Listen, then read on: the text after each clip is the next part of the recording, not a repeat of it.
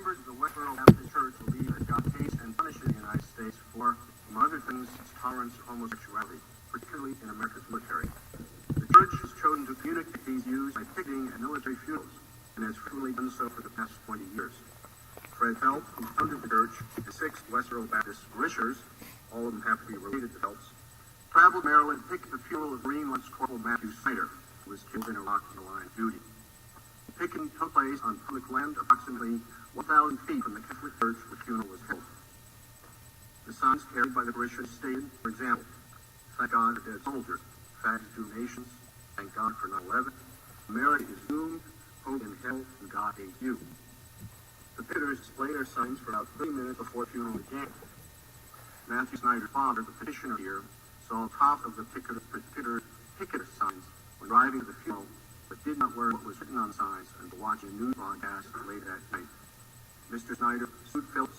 2 of his daughters had participated in the picketing at Westboro Baptist Church for intentional infliction of emotional distress tort under state law. A jury held Westboro liable for several $1 million in compensatory and punitive damages.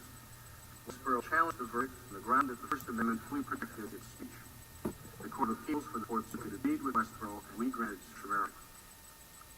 The free speech clause of the First Amendment can serve as defense in state court suits, including suits for intentional infliction of emotional distress. Whether the First Amendment prohibits holding Westboro liable for its speech in this case turns largely on whether that speech is of public or private concern. We have explained in our prior cases that speech on public issues, quote, is more than self-expression, is the essence of self-government, end quote, and therefore entitled to special protection. As we have also explained in our prior cases, speech on matters of private concern is different. In such a case, quote, there is no threat of the free and robust debate of political issues, and there is no potential interference with meaningful dialogue of ideas, end quote. Deciding whether speech is of public or private concern requires us to examine all of the circumstances surrounding the speech, what was said, where it was said, and how it was said. The content of Westboro's signs plainly relates to broad issues of interest to society at large. While the church's messages may fall short of a fine social or political commentary, the issue they highlight, the political and moral conduct of the United States and its citizens, the fate of our nation, homosexuality in the military, and scandals involving the Catholic clergy, are matters of public import. Even if few of Westboro's signs were viewed as containing messages related to Matthew Snyder or Snyder specifically, it would not change the fact that the overall thrust and dominant theme of the church's demonstration spoke to broader public issues. Westboro conveyed its views on these matters of public concern by picketing at a public place adjacent to a public street. Such space has historically occupied a favored position in terms of First Amendment protection. As we have explained in our prior cases, quote, time of mind, public streets and sidewalks have been used for public assembly and debate.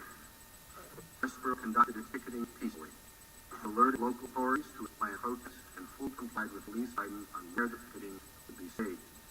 The picketing was conducted under police supervision some 1,000 feet from the church, out of the sight of those at the church. The protest was not unruly. There was no shouting, profanity, or violence. The church's decision to conduct its demonstration in conjunction with Matthew Snyder's funeral made the expression of Westboro views particularly hurtful to many, especially to Matthew's father. The record made clear that the applicable legal term, emotional distress, fails to capture fully the anguish Westboro's choice added to Mr. Snyder's already incalculable grief. And of course, Westboro chose time and place for its picketing increased publicity for its views, as it has for 20 years. But that does not change the fact that the church was engaged in peaceful picketing addressing matters of public concern on public street. The jury here was instructed that it would hold Westboro liable for intentional infliction of emotional distress based on a finding that Westboro's conduct was, quote, outrageous, end quote. But in a case such as this, there's a real danger that the jury would punish Westboro simply because the jury disagreed with Westboro's controversial and peacefully expressed views on matters of public concern.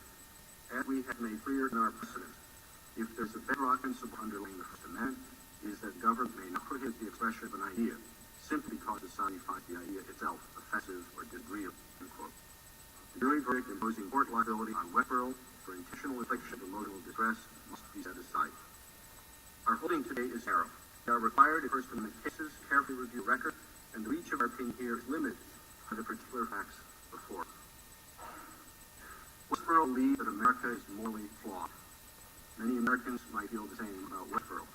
Westboro's funeral picketing is certainly hurtful, and its contribution to public discourse may be negligible. But Westboro addressed matters of public public import on public property in a peaceful manner in full compliance with the guidance of local officials.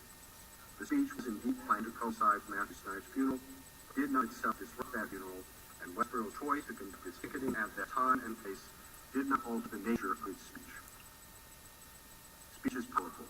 It can stir people to action, move them to tears of both joy and sorrow, and, as it did here, inflict great pain. On the facts before us, we do not react to that pain by punishing the speaker. As a nation, we've chosen a different course to protect even personal speech on public issues, to ensure that we do not stifle public debate. That choice requires that we shield Westboro from tort liability for ticketing in this case. The judgment of the United States Court of Appeals for the Fourth Circuit is affirmed. Justice Breyer has filed a concurring opinion. Justice Alito has filed a dissenting opinion.